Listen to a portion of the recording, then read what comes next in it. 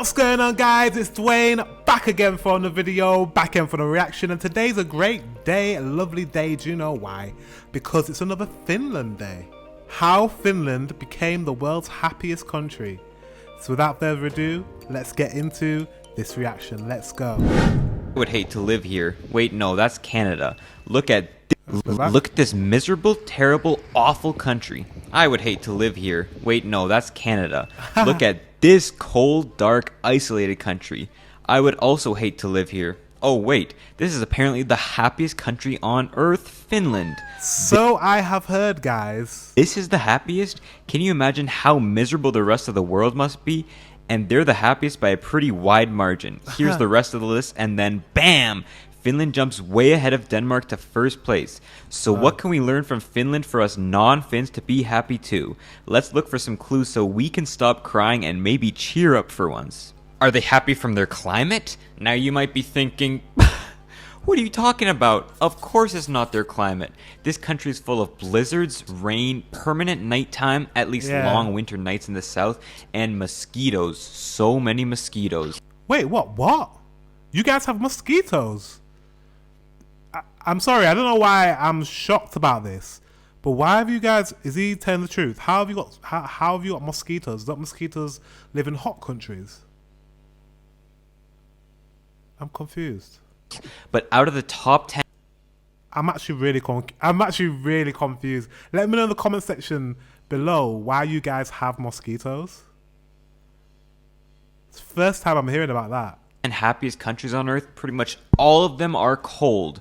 The happiest hot country is Australia, and it's all the way down at 11. That is interesting.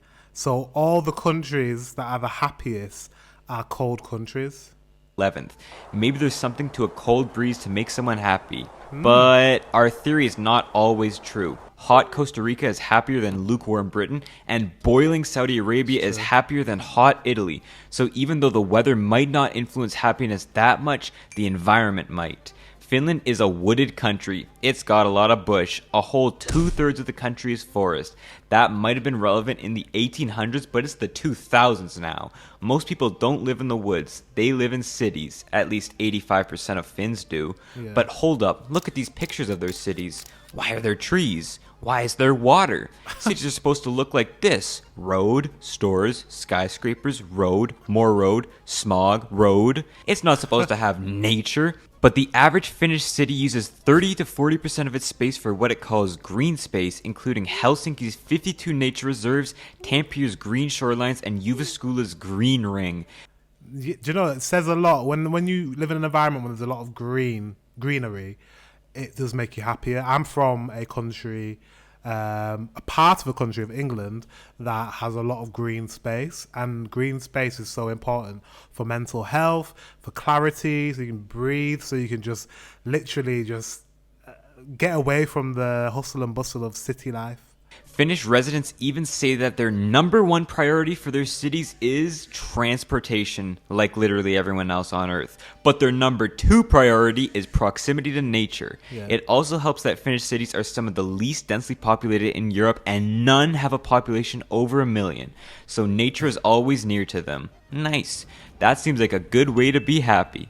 Could it be their culture? At over 90% Finnish, 60% Lutheran, and small percent Sami in the north, Finland is quite homogeneous.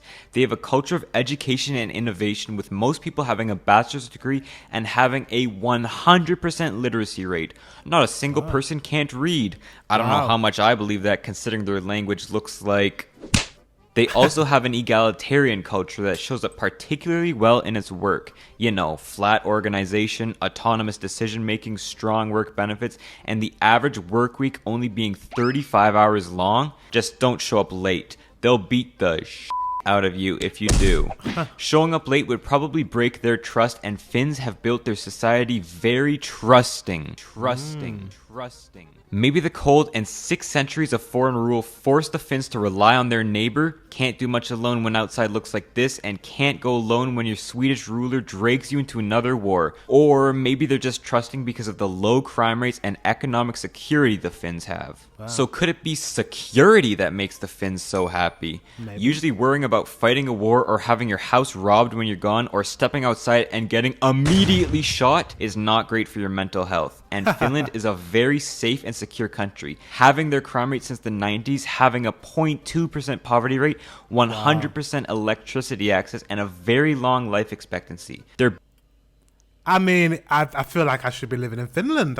What am I doing in the UK? What am I doing elsewhere, other countries? I should be in Finland. What's this about? Biggest crime contributing to that tiny rate? It was traffic offenses. Demographically, they're also fairly secure at 5.5 million people, expected to fall to around 5 million by 2100. That's not too big a drop, not like some of the drops in population other European nations are expected to face. It'll be hard on the economy, but relatively small to make a relatively happy time. Geopolitically, too, they're in a secure region. They're tucked safely inside the European Union for a free market, coddled by NATO for free defense, and all their neighbors are rich and stable. Sweden, Norway, Denmark, Germany, maybe Estonia, and Russia. Right, Russia too. Dealing with the Russians has always been high on the Finnish concerns list. They've always had to balance between the West and Russia. After all, Russia would love a port in Helsinki, and the Finns are tiny compared to the Russians. They would get annihilated by them, right? Well, Exhibit 1, no. And Exhibit 2, also no. The Russians probably wouldn't annihilate the Finns, but they've shown they might still try. So in 2022, Finland applied to join NATO just for that extra layer of security. And there's because I mean, at the end of the day, if the Russians try, that's like the whole. They won't try. They won't touch Finland because they know the West will come. another aspect of security. Economic security. Does money really solve happiness? Well, I have 2 things to say. 1, Finland wasn't always rich. They used to be a backwater, a sludge water, a stick in the mud nobody cared about for most of history. And 2, yes, money does make you happy, so this video is sponsored by Surfshark. Just kidding, not. With Surfshark, you can keep your identity safe online by encrypting all the data you send between your devices and the websites you browse. Imagine all the criminals out there just waiting to steal your devices while you're using free now sell. And there's poor. I'm talking trenches poor. In a time when the standard of living was pretty much equal to how much your family could farm, this wintry landscape wasn't exactly the richest. It wasn't the freest either, being under Swedish rule until 1809 and then Russian rule until 1917 when they had that whole revolution. Although they generally had a great amount of autonomy to focus on whatever they wanted. So the law, money, banking, and integrity have been stable for centuries, developing trust. Trust. This is great news for developing the economy because the rest of it wasn't so great. In terms of natural resources, Finland pretty much only had 2, water and wood. Can't easily export water, at least without exporting food through virtual water, so wood was their moneymaker for most of history. Or I guess pulp, paper, peat, parchment, print, you name it. In fact, the whole reason they even started to industrialize in the 1800s was to build sawmills to meet new Russian lumber demand. And by the time of the World Wars, their wood phase wasn't over. Wood products made up 4/5 of their exports, 1/3 of their industry, and 1/2 of their jobs, along with agriculture. The wood trade only deepened the balancing act between Western Europe and Russia. Do we industrialize like these fellas and become filthy rich, or do we keep chopping trees for the Russians and become stinking rich? Well, they had no time to think about that because the Russians invaded them in 1939. The Winter War might have prevented a communist government, but it also meant they lost nearly 70,000 men, 10% of their territory, and were forced to pay reparations. Wow. Bummer. So during the Cold War, not wanting to repeat that whole mess again, the Finns officially stayed neutral, although definitely leaned more to the west than the east from this sour relationship. They stayed out of NATO, stayed out of the EEC, and stayed out of the Marshall Plan to rebuild Europe. Sure, they still sold sold timber to the West and slowly started the Soviet trade back up again too, getting much of their energy from them, but they invested that money back to make machines. Elevators, ships, and paper machines. They started manufacturing them and selling them to the Soviets. So from their new wealth, they decided to try to fit in with the other Scandinavians and try out the Nordic welfare model. Education for all, social care, healthcare, maternity leave, blah blah. And they continued this slow and gradual path to richness, emphasizing education and innovation above all to make a heavily research and development. Well done, Finland. You got yourself out of the trenches. You shook off the Russians. You broke your ties with the other Nordic countries and came back as an independent woman, independent man, independent whatever you want to be. Yeah, all nice. Until the Soviets collapsed in the 1990s.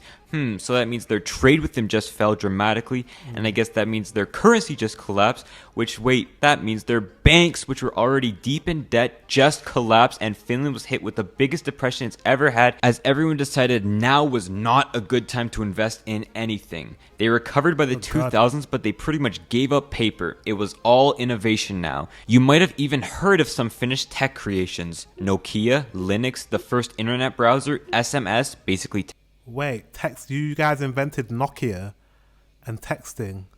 Wow. Texting, Angry Birds, and Clash of Clans. All this made with a tiny population. The new Finland is booming, economically secure, and on the cutting edge of technology.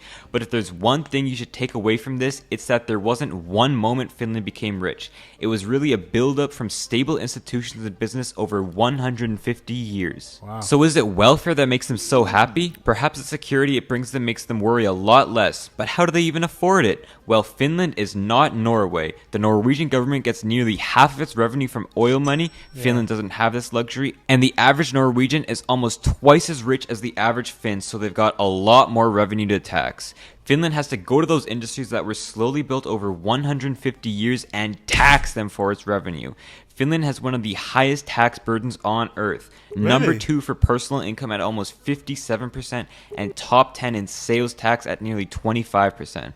But luckily for the Finns, their government also has a fairly competent accounting department. Every electoral term, the government is given pretty strict spending limits that they have to stick to. It's not every year, it's every government. This means they've usually ended up with a 2 to 3% surplus, and although they did get into some serious debt during their depression in the 90s, they ended up balancing it back out with their 2000s boom and then deficit again with 2008. But as their population ages, shrinks, and takes that tax money back through pensions, they've had to go back to this deficit spending, which is threatening their Nordic welfare way of life and could scare investment. Well, what are they getting for all this spending though? Pensions, free education, unemployment benefits, healthcare, family benefits, state-subsidized housing, government loans on housing, and of course the training needed to deliver these services. Sounds pretty nice to me. It also helps you could actually trust that your government will get these services to you. In a lot of less developed nations, your tax bill will come, you'll wait for the new services you'll get, and keep waiting, and keep waiting, and keep waiting, and they never seem to come. Trusting that the government won't screw you when you give them 57% of your income is... I know, like all that tax. You got to trust your government to make sure they're doing the right thing with it. Pretty important to Spending feel your money secure. right. So it's up to you personally to decide if you would take this deal, but taking it doesn't seem to make them any sadder. Okay, that's way too much about this happy, jolly, jovial nation. Let's talk about their problems. First is obviously their shrinking population threatening their whole welfare model, bringing rising debt and falling investment along with it. Second, they have a housing crisis. House prices are climbing at a pretty scary rate. But tell me which developed nation isn't facing a housing crisis, am I right? I wish I could afford a house.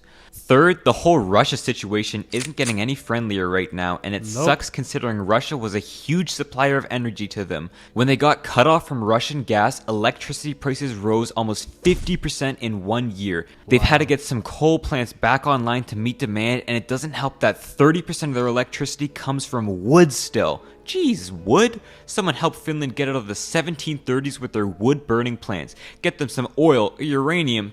at least a wind turbine. Fourth, sure, Finland is happy on the aggregate, but a lot of Finns are still sad. Finland has 1.2 times the rate of mental illness than the EU and are 66% more likely to abuse drugs and alcohol than the European counterparts. It could be from social exclusion, especially among lower classes, a stereotypically isolationist culture, or simply just a bigger drinking culture in Finland, especially of hard liquor. And fifth and finally, two of their main industries, paper and Nokia. Apple destroyed both of those, but they're still quite diversified and complex. So to be happy, some keys are transparency, security, money, but most importantly, trust. Trust in your government, neighbors, businesses, schools, I don't know, trust in your dog. Trust that in 5 years from now, you'll also be in a comfortable position, and if anything happens to you, you can trust someone will help you. Trust. Trust me, it's what made Finland happy. Look at this. Okay, so that's how Finland become the happiest country in the world, because you trust your government's going to look after you regardless of how hard it gets, regardless of all the trials and tribulation that your country goes through. Trust is very important. Do you know what we do? You know where we don't have trust? In the UK, we don't have trust. So Finland, you're doing very well. Guys, thank you very much for watching. Until the next one, I will see you later.